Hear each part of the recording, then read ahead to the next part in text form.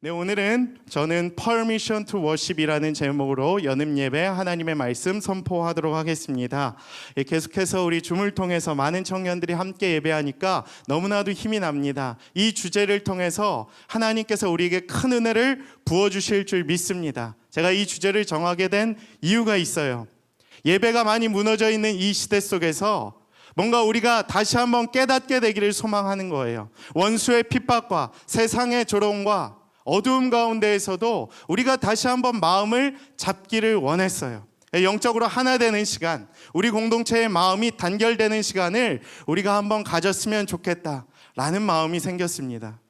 제가 7월 첫째 주에 휴가를 갔는데 휴가 가기 전에는 저희가 사회적 거리두기가 이제 괜찮은 상황이어서 대면으로 예배를 하게 될 줄 알았어요. 그래서 마음을 놓고 가고 대면으로 이번 수련회를 하자라는 기대를 가지고 갔는데 이게 웬걸 휴가를 가자마자 상황이 안 좋아지고 우리가 비대면으로 수련회를 할 수밖에 없는 상황을 맞이하게 되었습니다. 처음에 제 마음이 어땠을까요? 낙심되고 힘들고 어떻게 하나님께서 이러실 수 있을까 하는 마음 가운데 다시 한번 하나님의 성령의 음성을 들려주셨어요. 이제는 너희가 그 모든 방해와 모든 죄악과 모든 비불확실성 속에서도 나를 예배하기를 원한다라는 마음을 주님께서 강하게 붙들어 주셨어요. 그래서 우리가 이제는 흔들리지 않았으면 좋겠다. 하나님께서 우리에게 마음을 주시는 거예요. Permission to worship이 무엇이겠습니까? 흔들리지 않는 견고한 마음을 우리에게 부어주시는 거예요. 예배가 이랬다가 저랬다가 하는 믿음에 흔들리는 상황으로 우리가 나가는 것이 아니라 예배는 그저 우리가 하나님 앞에 내어드리는 견고한 시간으로 나아가는 시간이 되어야만 하는 것입니다. 그래서 여러분 오늘 이 시간 이후로 이 말씀 시간을 듣는 모든 믿음의 청년들이 이 말씀을 붙들고 나아갈 때에 우리의 믿음이 흔들리지 아니하고 우리의 예배가 끊어지지 아니하고 자유롭게 하나님을 기쁨으로 예배하며 나아갈 수 있는 우리들의 삶이 되기를 간절히 축복합니다. 제가 성경에서 좋아하는 인물이 한 명이 있어요. 많은 인물들을 좋아하기도 하지만 느헤미야를 참 좋아합니다. 보통 사람들이 성경 인물을 좋아할 때는 두 가지 중에 하나죠. 내가 닮은 인물이거나 아니면 내가 닮기를 원하는 인물인 경우에 보통 좋아하더라고요. 저는 두 가지 다인 것 같습니다. 제가 어느 정도 닮고 있기도 하고 제가 롤모델로 삼고 있는 한 명의 인물이기도 했기 때문이에요. 느헤미야는 차분하고 세심한 영적 지도자였죠. 그리고 리더이자 타고난 행정가였습니다. 그의 능력이 성경 속에 위대함을 발휘할 수 있었던 이유는 무엇이었냐 하면 위기 가운데에서도 그가 하나님의 뜻으로 이스라엘 공동체의 위기를 돌파해 나갔기 때문에 그렇습니다. 어떠한 위기가 있었느냐? 오늘 본문 말씀 1절에서 3절 말씀에 기록되어 있는데 원수의 조롱과 핍박이 있었다는 거예요. 우리가 인생을 살아가면서도 여러분들 많은 원수의 조롱과 핍박이 있죠. 우리가 지금 성벽을 재건해 나가고 있습니다. 예배를 세워나가고 있습니다. 교회가 다시 모이기 시작했습니다. 그러나 세상은 우리를 싫어하죠. 세상은 우리를 무너뜨리려고 합니다. 개신교의 신뢰도가 6%까지 떨어졌다라고 해요. 6%. 한국에 복음이 들어온 이후에 정말 130여 년 만에 최악의 상황을 우리가 맞이하게 됐어요. 최악의 상황. 여러분이 지금 그 역사적인 현장의 순간을 살아가고 있는 것입니다. 쉽지가 않아요. 굉장히 힘든 순간을 여러분들이 살아가고 계신 것입니다. 그리고 더 가슴 아픈 일은 무엇이냐 하면 앞으로도 오늘 말씀과 같이 계속해서 세상과 원수들은 우리를 비웃고 빈정거릴 것이에요. 우리의 재건을 반대할 것입니다. 교회가 다시 예배하는 것을 싫어할 거예요. 이처럼 세상과 사탄의 권세는 우리가 하나님께 나아가는 것을 싫어해요. 방해합니다. 그러나 여러분 기억하십시오. 세상의 권세와 세상의 방해는 어찌 보면 믿는 자들에게는 당연한 영적인 공격이나 시험일 수 있다는 거예요. 요한복음에 이렇게 기록이 되어 있습니다. 너희가 세상에 속하였으면 요한복음 15장 19절 말씀인데 세상이 자기의 것을 사랑할 것이나 너희는 세상에 속한 자가 아니요 도리어 내가 너희를 세상에서 택하였기 때문에 세상이 너희를 미워하느니라. 예수님의 말씀과 같이 어찌 보면 우리가 세상에서 겪는 핍박은 당연한 것일 수 있다. 두 번째로는 적의 지속적인 위협과 공격이 이어지고 있었다. 7절과 8절이죠. 계속해서 산발락과 도비아와 아랍 사람들과 암몬 사람들은 우리를 방해했던 것이에요. 계속해서 위협과 공격은 이어지는 거예요. 우리가 처한 현실도 그렇죠. 세 번째로 가장 견디기 어려운 우리의 현실은 사실 무엇이냐 하면 내부적으로 흔들리는 사람이 있었다는 거예요. 위기의 순간에 정말 무서운 것이 무엇이냐? 사실 영적으로 우리가 위기를 맞이할 때 외부의 공격이 사실 굉장히 우리를 힘들게 하는 것처럼 보이지만 여러분 정말 무서운 것은 무엇이냐 하면 내부에 있는 우리의 적이 나를 힘들게 할 때가 정말 힘든 것이죠.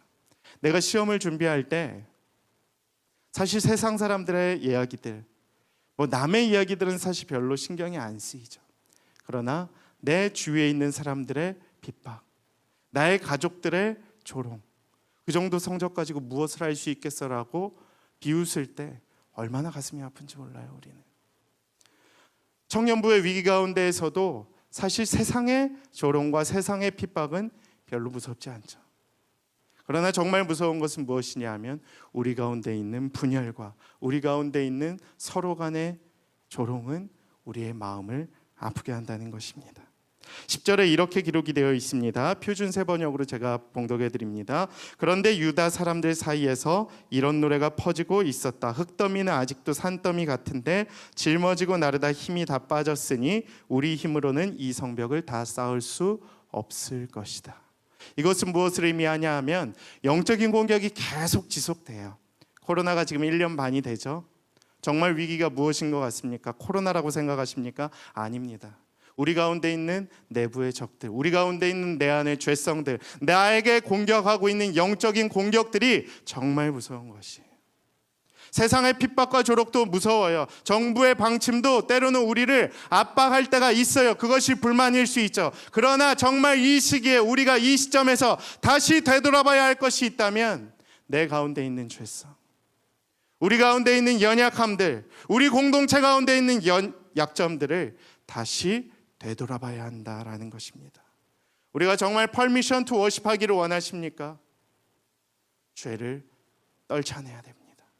우리 가운데 있는 내부의 죄악들을 떨어내야 돼요. 원수의 공격이 지속되고 영적인 위기가 계속될 때 우리 가운데 이러한 모습이 나타날 수 있다는 거예요. 유다 사람들 사이에서 이런 노래가 퍼졌다. 흙더미는 아직도 산더미 같은데 짊어지고 나르다 힘이 다 빠졌다.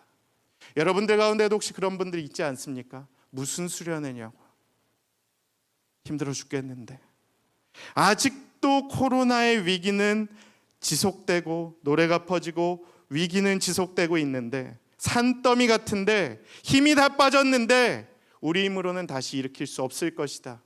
혹시 내심 생각했던 분이 있지는 않습니까? 오늘 이 시간 퍼미션 투 워십으로 나아가기 위해서는 여러분들 가운데 있는 그러한 악한 마음들, 죄성들을 떨쳐내버려야 할 줄로 믿습니다.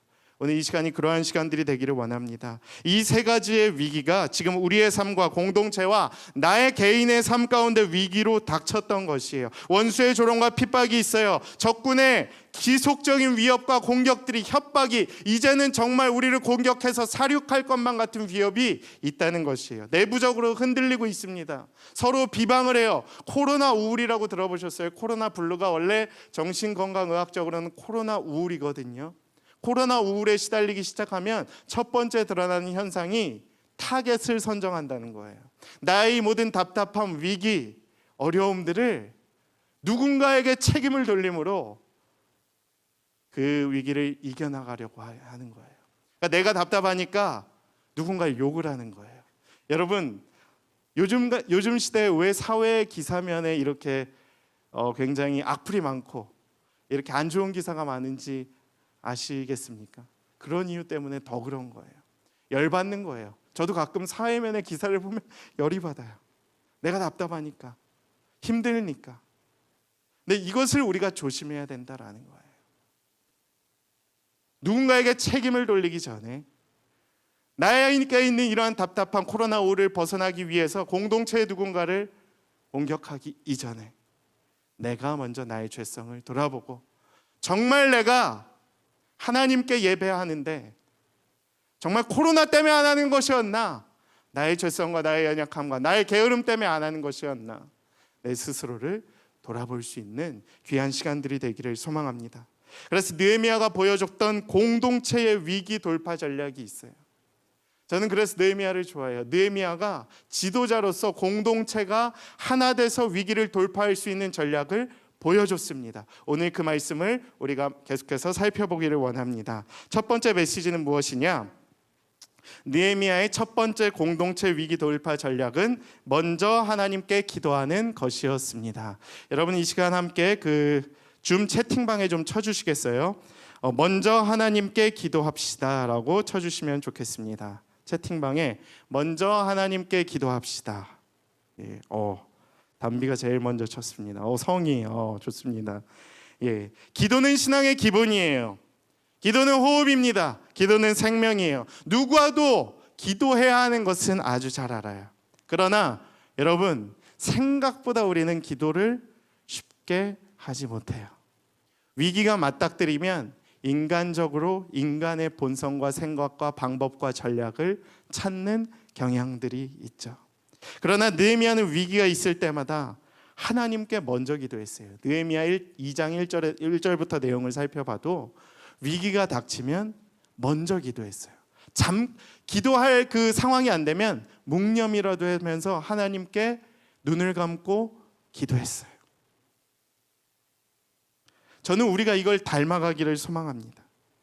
그것이 믿음의 본이었어요. 그가 마침내 하나님의 사명을 이루어내고 공동체적으로 뚫어낼 수 있었던 이유는 무엇이었냐 하면, 아무리 두려움과 위기가 닥쳐도 다른 것보다 하나님께 먼저 기도했던 신앙을 보여줬기 때문입니다. 기도에는 어떤 능력이 있었는가? 6절에 드러나 있죠. 이에 우리가 성을 건축하여 전부가 연결되고 높이가 절반에 이르렀으니 이는 백성이 마음 들여 일을 하였음이니라. 아멘. 제가 이 말씀을 보는데 눈물이 났어요. 그냥 단순히 기도하는 것이 아니라 기도에는 정말 능력이 있구나. 위기 가운데 우리 공동체가 나아가야 할 길이 무엇일까? 기도하는 것인데 하나님이 결과를 명확하게 보여주셨어요. 6절에서 무엇이라고 이야기하고 있느냐? 성을 건축하여 전부가 연결되었다. 높이가 절반에 이르렀다. 백성이 마음을 들여 일을 하였다라고 기록이 되어 있죠. 이것은 무엇이냐? 느헤미야가 기도하였더니, 공동체가 하나님 앞에 머리 숙였더니 공동체가 한 마음을 품게 되었다는 것이에요. 이것이 돌파 전략의 시작이 되어야 한다는 것입니다. 여러분 기억하세요. 그 어려운 상황 가운데서도 성을 건축하고 절반이나 이루고 백성이 마음을 모을 수 있었던 이유는 무엇이냐? 바로 기도하는 공동체였기 때문에 그렇습니다. 기도하는 리더가 있었기 때문에 그런 것이에요. 여러분, 이것을 반드시 기억할 수 있게 되기를 축복합니다. 위기 가운데에서도 돌파할 수 있는 공동체는 기도하는 공동체입니다. 위기 가운데에서도 예배할 수 있는 공동체는 기도하는 리더십들이 있는 공동체입니다. 저는 우리가 그러한 공동체가 될 수 있게 되기를 소망을 합니다. 기도가 공동체가 하나 되게 했다는 것, 그것이 기도의 큰 능력이에요. 결국 우리는 함께 기도할 때 하나의 마음을 품는 거예요. 여러분, 여름 수련회 가운데 레크레이션 하면 하나 될 것 같죠? 물론 하나 됩니다. 이따 하나 될 거예요. 근데 더 우선시해야 될 것이 있습니다. 한 마음으로 기도하는 거예요. 리더가 먼저 하나님 앞에 무릎 꿇는 것입니다. 그러면 하나님은 이루어 주십니다. 느헤미야가 먼저 하나님 앞에 기도했더니 백성들이 성을 건축하고 마음을 들여 하나님의 일을 감당하는 힘을 주님이 부어 주셨던 것이에요. 저는 기도의 능력을 통해서 우리가 하나님의 일을 감당하는 공동체가 되기를 소망합니다. 제가 먼저 기도하겠습니다. 우리 먼저 리더십들이 기도하겠습니다. 많은 청년들이 하나님 앞에 기도하겠습니다. 그럴 때 하나님께서 우리가 하나 되게 하실 것이고, 그럴 때 하나님께서 우리에게 맡겨주신 하나님의 사명을 감당할 수 있는 능력을 우리에게 부어주실 줄 믿습니다. 여러분, 그 사실을 믿으십니까? 아멘이신 분을 채팅방에 써주세요. 아멘. 하나님께서 이루실 것이에요. 하나님께서 우리 공동체를 통해 기도하는 자들에게 능력을 부어주실 줄 믿습니다. 여러분, 내적인 강인한 신앙을 가지십시오. 흔들리지 않는 견고한 신앙을 가지십시오. 여러분이 기도할 때 하나님께서 부어주실 것입니다. 흔들리지 마십시오. 강인함 얼마나 중요합니까? 제가 좋아하는 신앙적 단어 중에 하나가 견고함이에요. 견고함. 흔들리지 않는 견고함. 외적인 성실함. 오늘 이스라엘 백성들은 기도를 통해 그것을 보여줬습니다. 내적인 강인한 신앙과 흔들리지 않는 견고함. 이것은 자기 자신이 가져야 할 것이에요. 내적으로. 두 번째 우리가 탑재해야 될 건 무엇이냐? 외적인 성실함. 그 다음에 공동체적인 열정과 자발적인 헌신. 여러분, 오늘 이 수련회가 있기까지 얼마나 많은 헌신이 있었겠습니까? 어제 밤까지도 난리도 아니었습니다. 여러분, 오늘 이 키트 다 받으셨죠? 여러분들이 이 키트를 받기까지 많은 이들의 자발적인 헌신과 참여가 있었던 것이에요. 전 그래서 우리 공동체가 너무 좋아요. 이렇게 일어서는데 다들 한 마음을 주니까. 그래서 이렇게 고백되지 않기를 소망해요. 이번 수련회가 그냥 재밌었다, 수고했다, 좋았다, 이렇게 끝나버리기를 원하지 않아요. 먼저 하나님께 기도하는 수련회가 되기를 원해요. 그리고 정말 우리 가운데 그러한 견고함이 쌓여지는 시간이 되기를 원해요. 그리고 공동체적인 불과 같은 성령의 기름 부으심으로 말미암아 열정이 타오르는 시간이 되기를 소망합니다. 여러분, 이 시간에 채팅방에 좀 쳐주시겠습니까? 하나님의 불과 같은 열정을 가지고 헌신하겠습니다. 고백하는 거예요. 하나님께서 부어주시는 성령의 불과 같은 열정을 가지고 이 공동체와 나라와 민족과 지역을 위해 헌신하는 새벽 이슬 같은 주의 청년들이 되겠습니다. 하나님, 나의 이 헌신을 받아 주시옵소서. 고백하는 거예요. 이러한 영적인 회개와 회복과 은혜가 이 시간 가운데 일어나는 시간이 되기를 소망합니다. 두 번째 메시지는 무엇이냐? 느헤미야의 두 번째 공동체 위기 돌파 전략, 따라해 주시면 좋겠습니다. 현실에 뿌리 박은 영성입니다. 예. 채팅방에 쳐주세요. 현실에 뿌리 박은 영성을 가집시다. 예. 유진 피터슨이라는 유명한 메시지 성경을 기록한 그 목사님께서 쓴 책이기도 합니다. 우리가 가지고 있는 영성은 현실에 뿌리를 박아야 한다. 가끔 우리가 신앙적으로 착각하는 게 있어요. 기도만 하면, 말씀만 보면, 예배만 드리면 우리의 삶은 저절로 그냥 알아서 낫고 이루어지고 편안해질 것이다 라는 미신과 같은 믿음이 우리 가운데 사실은 있습니다. 그렇기 때문에 예배 자리로 나오기도 합니다. 그러나 그게 완전히 틀린 것은 아니지만 그렇지 않죠. 가만히 있는 것이 아니라 이 시대 속에서 필요한 진정한 영성과 믿음은 무엇이냐? 현실에 뿌리 박은 영성이라는 거예요. 현실 감각을 기르셔야 합니다. 예전과 같지 않아요. 시대가 녹록치 않습니다. 시대가 너무 빠르게 흘러가고 있어요. 말씀만 가지고 물리쳐야 하지만 현실 감각도 기르셔야 한다라는 거예요. 현실 감각을 기르고 현실 속에서 현실과 함께 가는 믿음을 가져야 돼요. 이분법적으로 교회 안에만 있으면 해결되겠지라는 믿음이 아니라 이 믿음을 가지고 세상 속에서도 나아가서 싸울 수 있는 단단한 믿음, 흔들리지 않는 믿음, 현실 감각을 갖춘 진정한 믿음을 갖는 청년들이 돼야 돼요. 그래야 다음 세대 가운데 희망이 있는 거예요. 그래야 다음 세대 가운데 이 위기 가운데에서도 진정으로 하나님을 자유롭게 예배할 수 있는 예배자들이 나타나게 되는 것입니다. 현실에 최선을 다할 수 있는 자들이 되기를 소망해요. 오늘 본문 말씀에 그렇게 기록이 되어 있죠. 9절입니다. 우리가 우리 하나님께 기도하며 그들로 말미암아 파수꾼을 두어 주야로 방비하는데, 기도하며, 그리고 엔드가 붙었죠. 그들로 말미암아 파수꾼을 두었다는 거예요. 주야로 방비했다라는 거예요. 기도해서 끝난 게 아니라 파수꾼을 둔 거예요. 기도의 파수꾼을 두었습니다. 영적으로 방비하는 현실적인 실행을 보여줬던 거예요. 프락시스라고 하죠. 행동을 보이는 것. 기억하라, 행하라. 지난주 담임 목사님의 말씀과 같이 행하는 믿음이 필요한 거예요. 현실에 최선을 다하는 믿음을 가지셔야만 해요. 특별히 청년들은 세상 속에서 나아가서 맞부딪혀서 싸워내야 합니다. 나에게 주신 현실의 사명을 감당하는 것도 진정한 믿음이 될 수 있는 것이에요. 우리가 그렇게 현실에 최선을 다할 때에 7절의 말씀과 같이 예루살렘 성이 중수되어 그 허물어진 틈이 메꾸어졌다. 이것은 무엇을 의미하냐? 하나님의 일은 중단이 되지 않는다는 거예요. 그렇게 우리가 치열하게 살아갈 때에 하나님의 예배는 이어져 가는 거예요. 그렇게 우리가 하나님 앞에 열정적으로 살아갈 때에 우리의 예배는 중단되지 않을 줄 믿습니다. 이것이 퍼미션 투 워십이죠.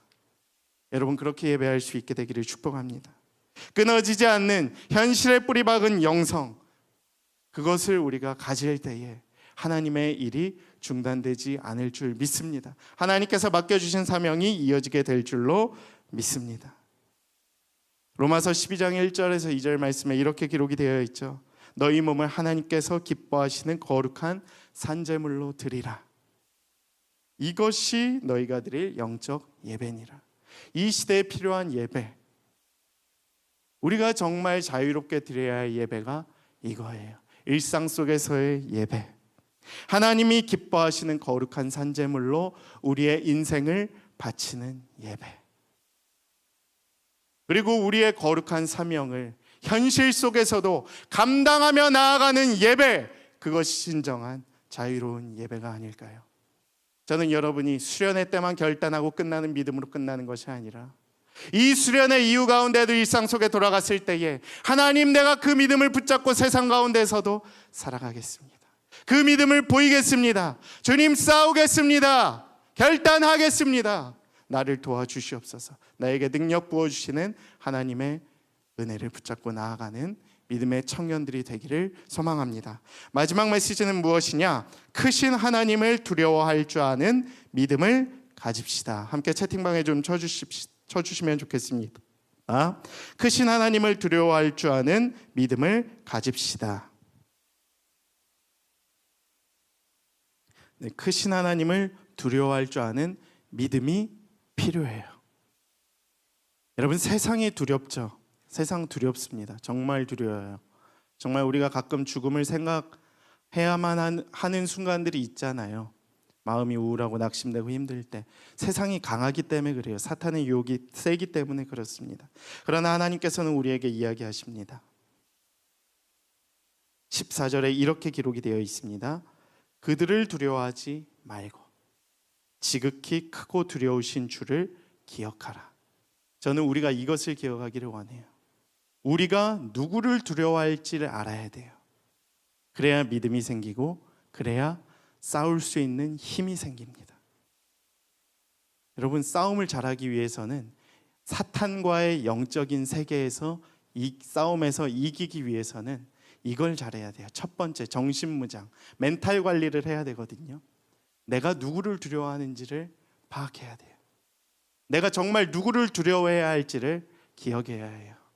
그것이 하나님이어야 합니다. 사단은 이미 하나님의 권세에 무너졌죠. 그렇기 때문에 지극히 크고 두려우신 하나님을 기억할 때 우리가 싸움에서 승리하게 될 줄로 믿습니다. 그리고 너희의 형제, 자녀, 아내와 집을 위하여 싸우는 것. 싸움은 아무 때나 하는 게 아니에요. 정말 하나님께서 명령하신 그 순간에 붙들고 나아가서 싸우는 거예요. 영적으로 강인하게 무장해서 견고한 믿음을 가지고. 여러분, 가족을 위해 싸우는 것이 무엇이냐? 제가 딸이 있잖아요, 지민이. 요즘에 저한테 말을 잘해요. 제가 이제 그 겨울왕국이라는 그 애니메이션을 보여줬는데, 자기가 이제 엘사 공주가 된 줄 알고 자기가 이제 맨날 공주님인 것처럼 하고 다닙니다. 그래서 자기가 공주라는 거예요. 그래서 저보고 이제 저도 이제 막 궁금하고 장난도 치고 싶고 그래서 우리 지민이한테 지민아 그럼 넌 공주면 아빠는 뭐야 그랬더니 지민이가 저에게 아빠는 완다님이라 그러는 거예요. 완다님. 그래서 제가 너무 심쿵하고 설레고 기뻐서 37년 동안 들어본 적이 없었던 그 단어를 딸에게 듣는데 너무 기쁜 거예요. 너무 행복하고 딸이 너무 이쁘고 저에게 이제 왕자님이라고 하는 그 딸의 모습을 보면서 내가 진짜 왕자님이 된 것 같은 그 기분. 근데 그러한 딸을 위하여 살아가는 것, 그러한 딸을 위하여 싸우는 것. 제가 제 딸 지민이를 위해서 싸운다라고 한다면 타노스도 이길 수 있겠죠. 마동석 씨도 이길 수 있겠죠. 싸움은 그렇게 하는 것이에요. 진짜 싸움은 싸워야 할 때 누군가를 위해서 무엇인가를 붙잡고 싸움으로 나아가는 것이에요. 저는 여러분이 우리가 싸워야 할 대상이 누구인지 기억하고 우리가 누구를 위해 싸워야 하고 무엇을 두려워하며 싸워야 하는 자들이 돼야 하는지 그것을 기억하며 나아가실 수 있는 자들이 되기를 원합니다. 우리가 예배 자리로 나오는데도 숱하게 싸울 거예요. 영적으로 공격이 있을 거예요. 그러나 물리치셔야 합니다. 말씀으로 물리치셔야 돼요. 나를 괴롭히고 나를 유혹하는 사단의 권세보다 하나님이 더 무섭다는 것을 기억해야 돼요. 기억해야 돼요. 그리고 그 싸움이 누군가를 위한 싸움이냐? 나와 내 공동체와 내 가족의 믿음을 세워나가는 진정한 영적인 싸움이 된다는 것을 여러분이 믿고 나아가실 수 있게 되기를 축복합니다. 제가 딸을 위해서 싸울 때 열심히 싸울 수 있다고 했던 것처럼 여러분이 그러한 영적인 싸움을 우리 공동체를 위하여 싸운다라고 생각해 보십시오. 우리 공동체가 얼마나 더 견고해지겠습니까? 그렇게 예배하십시오. 그렇게 자유롭게 예배하십시오. 그렇게 기쁨으로 나아가십시오. 하나님은 우리의 예배를 기쁨으로 받으실 것입니다. 우리의 예배는 아무도 방해할 수 없습니다. 우리의 예배는 오직 하나님만이 영광 되시는 그러한 예배가 될 것입니다. 사단의 권세가 우리의 예배를 끊어내지 못할 것입니다. 여러분 그 사실을 믿고 나아가시기를 원해요. 이 수련의 기간 동안 어떤 프로그램을 하든지 어떤 만남을 갖든지 어떠한 예배를 드리든지 그것을 기억하십시오. 우리 예배는 아무도 방해할 수 없다. 나의 의지로 하나님께 예배를 드리겠다. 나는 내 의지대로 된다. 내 믿음대로 될 것이다. 이 시간 한번 채팅방에 쳐주시면 좋겠습니다. 나는 내 믿음대로 될 것이다. 나는 그 믿음을 가지고 하나님께 예배할 것이다. 결단하며 나아가는 시간이 되기를 소망합니다. 이 시간 말씀을 기억하며 우리 함께 기도하기를 원합니다.